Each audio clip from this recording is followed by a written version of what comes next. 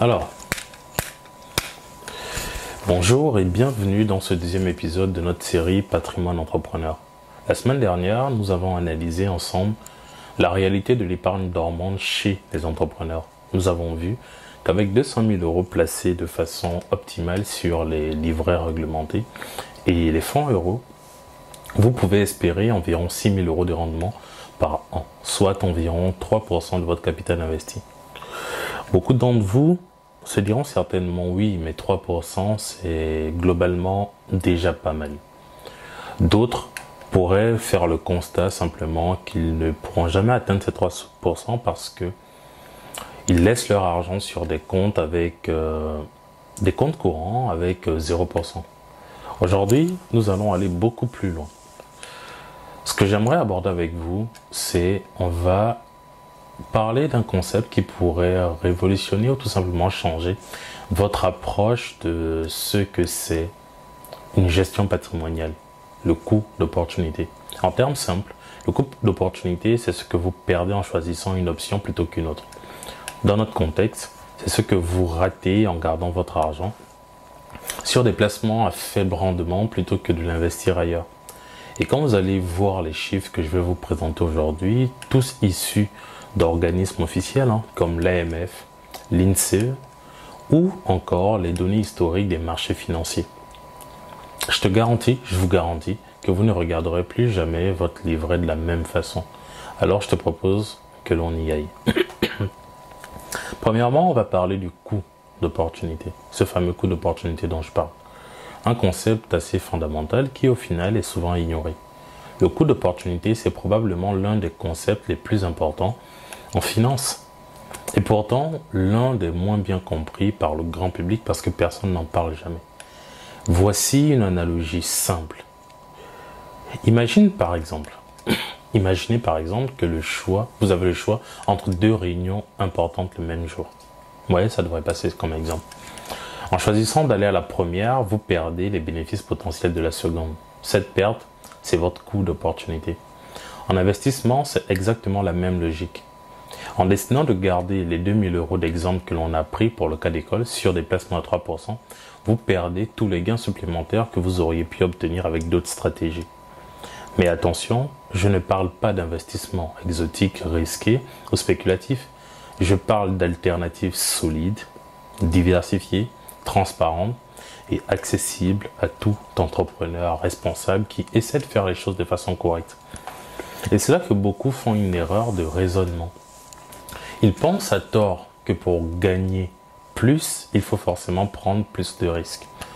En partie, c'est vrai parce que le marché a tendance à rémunérer le risque. Mais d'un autre côté, d'un point de vue beaucoup plus pragmatique, c'est faux. Il existe une multitude d'options entre livret A à 3% et l'investissement dans les crypto-monnaies volatiles. La vraie question n'est donc pas dois-je prendre des risques, mais plutôt quel niveau de risque suis-je prêt à accepter pour quel niveau de rendement supplémentaire. Il s'agit tout simplement de faire la balance entre le risque pris et le rendement attendu, le fameux risk to reward. Les alternatives disponibles sont larges si on tient compte des données dans les bases de données. Prenons des chiffres concrets et officiels. Je vais me baser sur les données de l'autorité des marchés financiers, AMF de façon globale, de Morningstar qui est un site qui recense les performances des entreprises et des indices de référence internationaux. De ce que j'ai pu constater en faisant des recherches, selon l'AMF, l'indice Eurostoxx 600, ou 600, qui regroupe les 600 plus grandes entreprises européennes, a rapporté en moyenne 7,2% par an sur les 20 dernières années. Cette période inclut toutes les crises. La bulle Internet en 2000, la crise financière en 2008, la crise de la dette européenne en 2011, le Covid en 2020, l'inflation et différentes guerres qu'on a pu observer en Ukraine et j'en passe en 2022-2023. Les actions mondiales quant à elles, avec l'indice MSCI World qui représente les marchés développés mondiaux, a généré 8,1% par an en moyenne sur une période de 20 ans. Là encore, toutes les crises sont incluses. Si je choisis encore de parler des obligations diversifiées, les obligations d'État et corporate européennes ont rapporté environ 4,2% par an sur 20 ans, avec une volatilité beaucoup plus faible que les actions, à contrario. De ce fait, un portefeuille mixte équilibré, avec 50% d'actions européennes, 30% d'obligations et 20% d'actions internationales, rapporterait environ 6,2% de rendement moyen annuel sur 20 ans. Maintenant, je te propose un truc. Ok, les marchés c'est risqué. La bourse ça fait peur. Investir ce n'est pas à la portée de tout le monde, entre parenthèses. Donc soyons encore plus conservateurs dans nos projections. Je te propose de faire l'investissement du bon père de famille. Zéro risque beaucoup trop incontrôlable. Prenons un objectif de rendement de 5% par an en moyenne après frais. C'est un chiffre tout à fait atteignable avec une allocation plutôt diversifiée et avec une bonne gestion. On peut donc faire une comparaison directe sur 200 000 euros. Avec la stratégie actuelle, je te dirais qu'on avait, par rapport à la vidéo précédente, 3%, soit 6 000 euros par an en investissant sur les supports réglementés et les fonds euros. Avec une stratégie beaucoup plus diversifiée et conservative dans laquelle on viserait 5%, soit 10 000 euros par an, on remarque systématiquement qu'on a un écart annuel de 4 000 euros, 10 000 moins 6 000, c'est pas très compliqué. Et cela peut être modeste de parler de 4 000 euros comme écart. C'est juste 333 euros par mois de différence.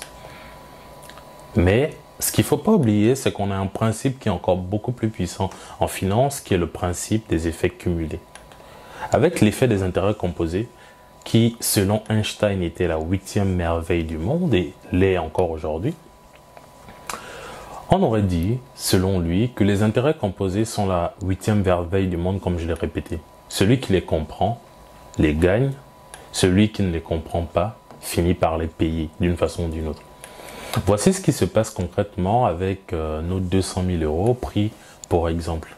Après 5 ans, avec une stratégie livrée qui rapporte 3%, on aurait 231 855 euros. Avec une stratégie diversifiée à 5%, on aurait 255 256 euros de calcul. Je te parle des mathématiques, je te donne juste les chiffres pour que tu puisses remarquer simplement que des deux stratégies, on se retrouve avec un écart de 23 401 000 euros. Après 10 ans, la stratégie sur les différents livrets rapporterait 268 000 euros. 268 000 euros. Et la stratégie diversifiée rapporterait 325 279 euros. Ce qui fait qu'au final, si on fait le calcul, on aurait un écart, en fait, de 56 996 euros. Je continue encore un petit peu plus loin. Après 15 ans, la stratégie aurait donné 311 608 euros, là où une stratégie diversifiée te donnerait 415 786 euros, ce qui rapporterait un écart en fait entre les deux stratégies de 104 178 euros. Continuons. Avec 20 ans, un investissement sur 20 ans, l'écart serait de 169 000 euros à peu près. Je t'épargne les poussières. Ce que j'aimerais te faire comprendre avec cette progression, c'est qu'au bout de 20 ans, la différence représente plus de 80% de ton capital initial. Et tout cela avec seulement 2% d'écart de rendement annuel.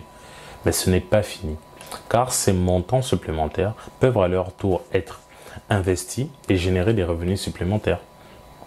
C'est ce qu'on appelle l'effet boule de neige des intérêts composés. Si on prend l'écart de 169 000 euros après 20 ans, si vous continuez à les faire fructifier à 5 ans, cet écart génère à lui seul 8 472 euros de revenus annuels supplémentaires. Ce qui est déjà beaucoup plus que les 6 000 euros de rendement initial sur les différents livrets. Maintenant, on va rajouter un facteur supplémentaire qui est le facteur temps, qui définitivement, d'un point de vue investissement, est le meilleur allié d'un investisseur ou le pire ennemi d'un investisseur. Pourquoi? Le facteur temps est généralement considéré d'un point de vue mathématique. Pourquoi? Parce que voici une réalité mathématique qui est implacable. Plus vous attendez avant d'optimiser votre stratégie, plus le rattrapage devient difficile, voire impossible.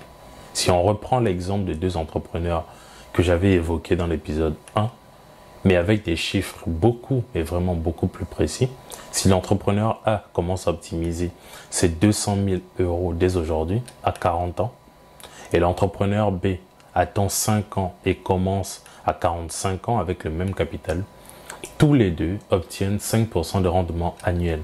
Résultat, à 65 ans, l'entrepreneur A aura 677 435, j'ai fait les calculs bien avant la vidéo, et l'entrepreneur B aura 530 660 euros.